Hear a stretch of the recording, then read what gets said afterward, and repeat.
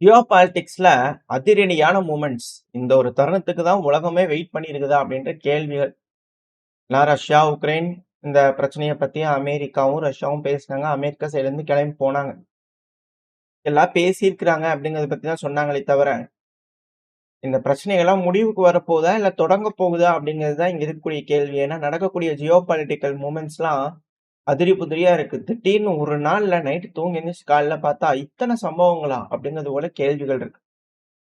அந்த அளவுக்கான மூமெண்ட்ஸ் ரொம்ப வேகமா வந்து பார்த்தீங்கன்னா, ஜியோ பாலிட்டிக்கல் மூவ்ஸ் வந்து பார்த்தீங்கன்னா நடந்துட்டு இருக்கு. ஆளுமைய பதிவு பண்ணிக்கிறதுக்காக, இறுக்கி வச்சுக்கிறதுக்காக எல்லா நாடுகளும் பிரிப்பேர் ஆயிட்டு இருக்காங்க அப்படிங்கிறதுல மாற்று கருத்து இல்ல. இப்போ ஃபர்ஸ்ட் ஒன் வந்து பார்த்தீங்கன்னா, பாஸ்கல் டிஜிரி அப்படின்ற ஒரு அமைப்பு. இவங்க யாருன்னா, பெனின்ல இருக்கக்கூடிய ஒரு ராணுவத்துல இருக்கக்கூடிய ஒரு அமைப்புன்னு வச்சுக்கங்க. ஸோ இவங்க வந்து ஆட்சி கையெழுத்து செஞ்சிடலாம் அப்படிங்கிறது போல ஆட்சி கையெழுத்து ட்ரை பண்ணிக்கிறாங்க. ஃபர்ஸ்ட் அட்டெம்ப்ட் ஃபெயில் ஆயிருக்கு. பட் ஆனா அது ஃபுல்லா ஃபெயிலியர் ஆகல போல தெரியுது. ஸோ அதனால என்ன நடந்திருக்குன்னா, அவங்க சைடுல அது ரெடி ஆயிட்டு இருக்கும்போது, நைஜீரியன் ஏர்ஃபோர்ஸ் வந்து பார்த்தீங்கன்னா, அட்டாக் பண்ண ஆரம்பிச்சிருந்துருக்காங்க. நைஜீரியன் ஏர்ஃபோர்ஸோட ஸ்போக் பர்சன் எஹிம் அவர்கள் வந்து பார்த்தீங்கன்னா, அத கன்ஃபார்ம் பண்ணியிருந்துக்கிறாங்க. அது பெனின் கவர்மெண்ட்டுக்கு ஆதரவா நாங்க செயல்படுறோம். ஏர் ஸ்ட்ரைக் பண்ணிட்டு இருக்கோம். இதுக்கு இணைஞ்சு பிரான்ஸ் வந்து பார்த்தீங்கன்னா, உதவி பண்ணிக்கிட்டு இருக்கு. ஸோ பெனின்ல வந்து பார்த்தீங்கன்னா, பயங்கரமான தாக்குதல்கள் நடந்துட்டு இருக்கு. மேபி இது போரா மாறுனாலும் ஆச்சரியப்படுறதுக்கு இல்ல. ஏன்னா பெனின்ங்கிறது ரொம்ப முக்கியம். நைஜீரியா அப்படிங்கிறது தெரிஞ்சிருச்சு. பட் ஆனா இப்போ மாலி, புர்கினா ஃபேசோ, நிஜர். ஸோ இந்த 3 நாடுகளுக்கு லேண்ட் லாக்டா இருக்காங்க இல்லையா? ஸோ இப்ப இவங்களுக்கு ஒரு பாதை வேணும்னா பெனின் ரொம்ப ரொம்ப முக்கியம். ஸோ அந்த சைட் நைஜீரியாக்கு பக்கத்துல இருக்கக்கூடிய நைஜர், நைஜீரியாக்கு பார்டர்ல இருக்கக்கூடிய ஒரு பகுதி தான் பெனின். ஸோ இதுக்கப்புறம் இங்க இருக்கக்கூடிய இந்த மாலி, புர்கினா ஃபேசோ இவங்கலாம் வந்து பார்த்தீங்கன்னா, பெனினுக்கு ஆதரவா அவங்க வேற ஏதாவது தாக்குதல்கள பண்ணுவாங்களா? அப்படின்ற கேள்விகள் இருக்கு. வெயிட் பண்ணி பார்ப்போம். ஸோ இந்த பகுதிகள்ல இன்னும் நடந்துகிட்டு தான் இருக்கு. மிலிட்டரி மூவ்மெண்ட்ஸ் இருக்கு. ஆனா, பெனின்லயே இருக்கக்கூடிய ராணுவமே வந்து பார்த்தீங்கன்னா, இரு தரப்புல வந்து பார்த்தீங்கன்னா பிரிஞ்சிருக்காங்க. ஆனா, இப்போ நடத்தக்கூடிய அமைப்பு வந்து பார்த்தீங்கன்னா, மக்களுக்கு ஆதரவு திரட்டி வந்து பார்த்தீங்கன்னா, செய்திகள சேகரிச்சுட்டு இருக்காங்க. ஆதரவு திரட்டுறதுக்கான வேலைகள் இறங்கியிருக்காங்க.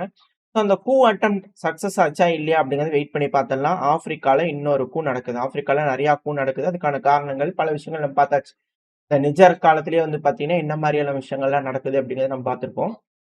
இப்ப நம்ம இதுல என்ன நடக்குது அப்படிங்கிறது பார்த்தாச்சு.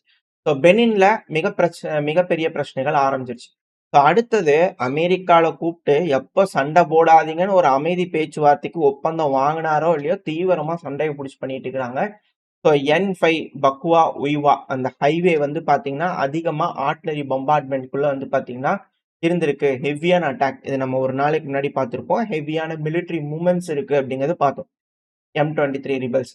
ஸோ அந்த பகுதிகள் எல்லாம் ஹெவியா அட்டாக் செய்யப்பட்டிருக்கு. இப்போ அந்த ஆர்ட்டிலரி பம்பார்ட்மெண்ட்ஸ் இருக்கு. அதோட ஆரிஜின் வந்து பார்த்தீங்கன்னா, ரவாண்டாவோட டெரிட்டரி அப்படிங்கிறது போல கிளைம் பண்றாங்க. ஸோ ட்ரம்ப் அவர்கள் இந்த சைடு கொடூர பார்வையா பார்ப்பாரா? அப்படிங்கிறது போல ஒரு கேள்வி இருக்கு இல்லையா? ஒரு பாயிண்ட் இங்க வச்சிருங்க. ஆப்பிரிக்கால ரவாண்டாக்கும், DR காங்கோக்கும் அமைதி பேச்சுவார்த்தை செய்யறது இப்ப ஃபெயிலியரா? அப்படின்ற ஒரு கேள்வி இருக்கு. அடுத்தது அப்படியே மிடில் ஈஸ்ட்ல வந்துட்டோம் அப்படின்னா, சிரியா. இந்த சிரியாவோட SDF இருப்பாங்க இல்லையா? குர்தின மக்கள். ஸோ அந்த SDF வந்து அமெரிக்காவோட ஆதரவு பெற்றதா இருந்துச்சு. இப்ப என்ன ஏதுங்கிறது தெரியல. இஸ்ரேலோட ஆதரவு பெற்ற படையா மாறுமா? அப்படின்ற கேள்விகள் ஒரு சைடு இருந்தாலும், இந்த SDF இருக்காங்க இல்லையா? ஸோ இவங்க வந்து பார்த்தீங்கன்னா, ஹெவியா ரீஎன்ஃபோர்ஸ் பண்ண ஆரம்பிச்சிருந்தாங்க. டயர் எசோர் பகுதி, டயர் ஹர்ஃபார் பகுதியெல்லாம் வந்து பார்த்தீங்கன்னா, ஹெவியா ரீஎன்ஃபோர்ஸ் பண்ண ஆரம்பிச்சிருந்தாங்க. இப்போ துருக்கியோட ராணுவ படைகள் வந்து பார்த்தீங்கன்னா, சிரியாவோட வடக்கு பகுதிகள்ல எப்படி சிரியாவோட தெற்கு பகுதிகள்ல இஸ்ரேல் ஆளுமை செலுத்துறாங்களோ, அதே போல சிரியாவோட வடக்கு பகுதியில துருக்கி ஆளுமை செலுத்துறாங்க.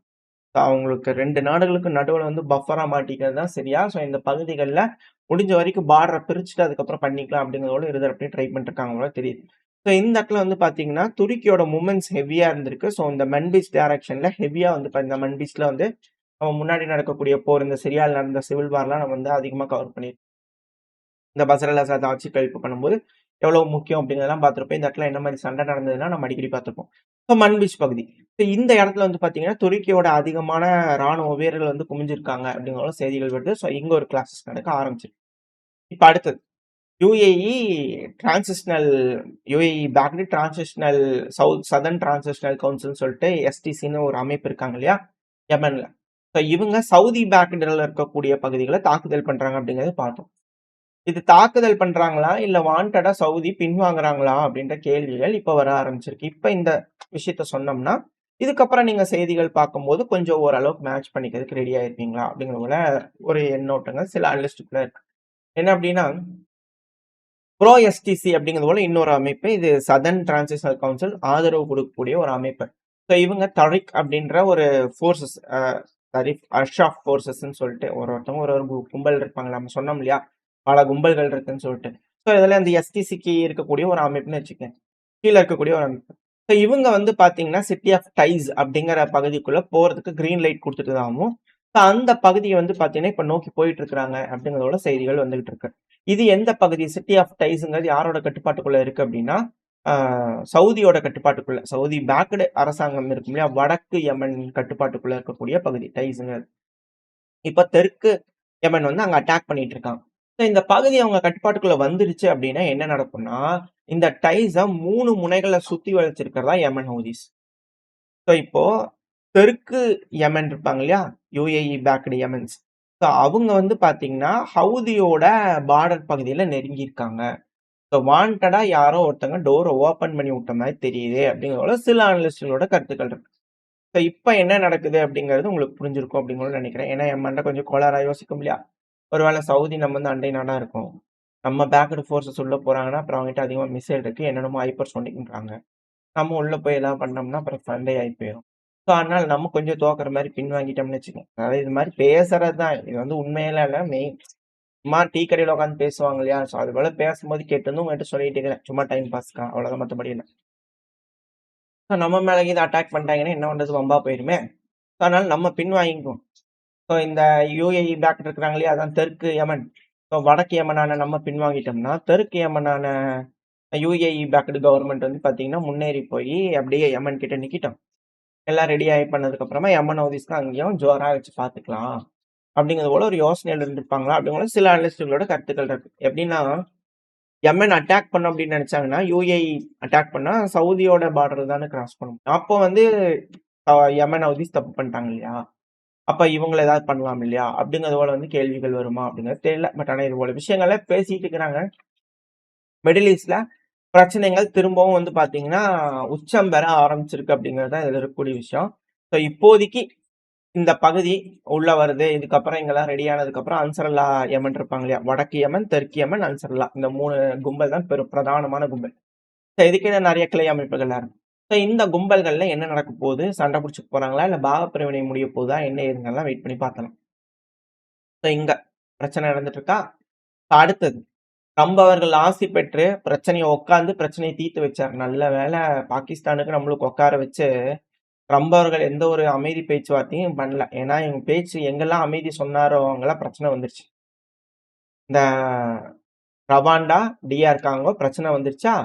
அடுத்தது இந்த மிடில் ஈஸ்ட்ல சண்டை நடந்துட்டு இருக்குதா? இந்த சிரியால ஆட்சி மாற்றம் வந்து நல்ல கவர்மெண்ட்ன்னு சொன்னார் ட்ரம்ப் அவர்கள் சிரியால. அங்கேயும் பிரச்சனை வந்துருச்சா? அடுத்து அப்படியே இந்த தாய்லாந்து, கம்போடியா வந்துட்டோம்னா, அங்கேயும் ஆரம்பிச்சுட்டாங்க. முதல்ல இந்த கம்போடியா இருக்கிறாங்க இல்லையா? ஸோ அவங்க ராணுவத்தெல்லாம் திரட்டிட்டு எல்லாம் ரெடி பண்ணிட்டு, அப்படியே இந்த தாய்லாந்து பார்டர் பகுதியில வந்து கொண்டு வந்து டிப்ளாய் பண்ணலாமான்னு ட்ரை பண்ணாங்க. அதுக்கப்புறம் எல்லாம் பின்வாங்குங்க அப்படிங்கிறத போல சொல்லிக்கிறாங்க. ஒரு பரபரப்பு அப்படிங்கிறது போல.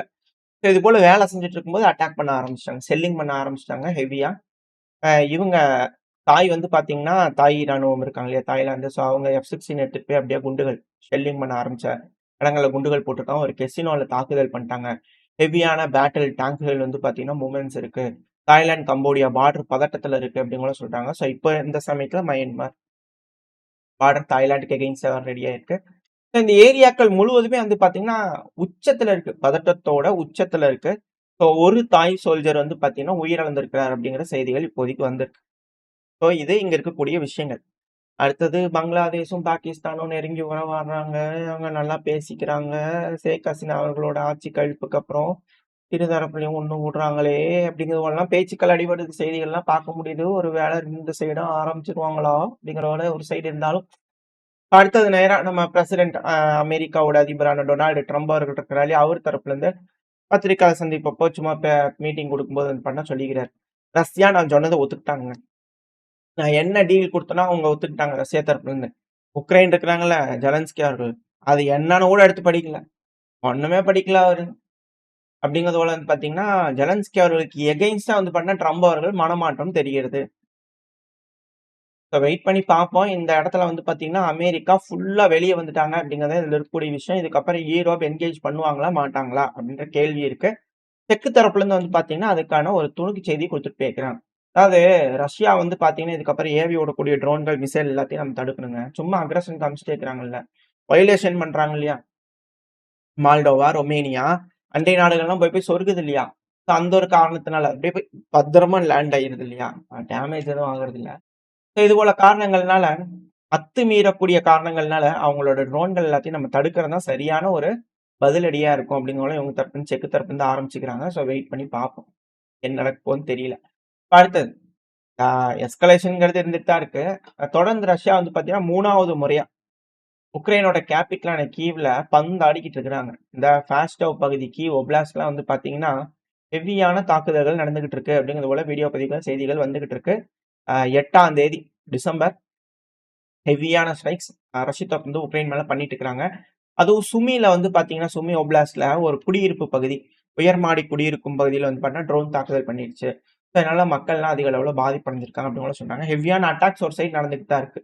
ஸோ இது போல கொடூரமான தாக்குதல் செச்சென் ஆர்மி தரப்புன்னு சொல்லியிருந்தேன் இல்லையா? அது கொடூரமா நடந்துகிட்டு இருக்கு. தொடர்ந்து நடந்துகிட்டு இருக்கு. அதிகப்படியான ட்ரோன்கள் வான்பரப்புல இருக்கு. இலக்குகள் ஏதாவது அடைஞ்சுச்சுன்னா, என்ன மாதிரியான ட்ரோன்கள் வந்திருக்கு, மிசைல் வந்திருக்கு. கம்பைன்டு ஸ்ட்ரைக் தான். இப்பவும் நடந்துகிட்டு இருக்கு. ஸோ ரிசல்ட்ஸ் ஏதாவது வந்ததுன்னா, உக்ரைன் தரப்புலருந்து வரும்போது அடுத்தடுத்த பையில பார்க்க ஆரம்பிக்கலாம். ஸோ ஓரளவுக்கான தகவல்கள் இந்த பையில பார்த்திருப்போம்னு நினைக்கிறேன். ஆப்பிரிக்கா, ஏசியா, தெற்கு அமெரிக்கா, இந்த வெனிசுலா இந்த சைடு எல்லாமே பார்த்துட்டோம். அடுத்தது சீனா, ஜப்பான் அந்த சைடுல வந்து பார்த்தீங்கன்னா, ஏகப்பட்ட சண்டைகள் நடந்துட்டு இருக்கு. குளோபல் கான்ஃப்ளிக்ட் அப்படிங்கிற டோர வந்து பார்த்தீங்கன்னா, லைட்டா இப்படி இருக்கிற டோர இப்படி லைட்டா ஓப்பன் பண்ணிக்கிறாங்க. தெளிவா தெரியுது. இந்த பிரச்சனைகள்லாம் எதுவும் முடியிற மாரி இல்ல. ஒரு மிகப்பெரிய யுத்த களம் உலகம் முழுவதும் நடக்கும் அப்படிங்கிறதுல மாற்று கருத்து இல்ல. எந்த நாடுகளுக்கு எந்த பகுதி, யார் யாரோட ஆளுமை கீழ எந்தெந்த பகுதிகள் இருக்கு அப்படிங்கிற பாகப்பிரிவினை நடக்கும் அப்படிங்கிறதுல மாற்று கருத்து இல்ல. ஸோ இந்த யுத்தம் உலகப் போரா மாறி, அணு ஆயுத போரா மாறிடுமான்ற அச்சங்கள் பல அனலிஸ்ட்டுக்குள்ள இருக்கு. அதுபோல எதுவும் நடக்காம பேசி தீர்த்துக்குவாங்க அப்படிங்கிற நம்பிக்கையில இந்த பையன முடிச்சுக்கலாம். ஓரளவுக்கான தகவல்கள் இந்த பையில பார்த்தாச்சு. இந்த பதிவு பத்தின உங்களோட கருத்துக்கள கமெண்ட் செக்ஷன்ல சொல்லுங்க.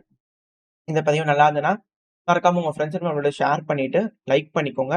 உங்களோட கருத்துக்களையும் சொல்லுங்க. நம்ம சேனலையும் சப்ஸ்கிரைப் பண்ணலாம். மறக்காம சப்ஸ்கிரைப் பண்ணிக்கோங்க. அப்பதான் யூடியூப் மதிச்சு நம்ம சேனல 4 பேத்துக்கு ப்ரமோட் பண்ணும்.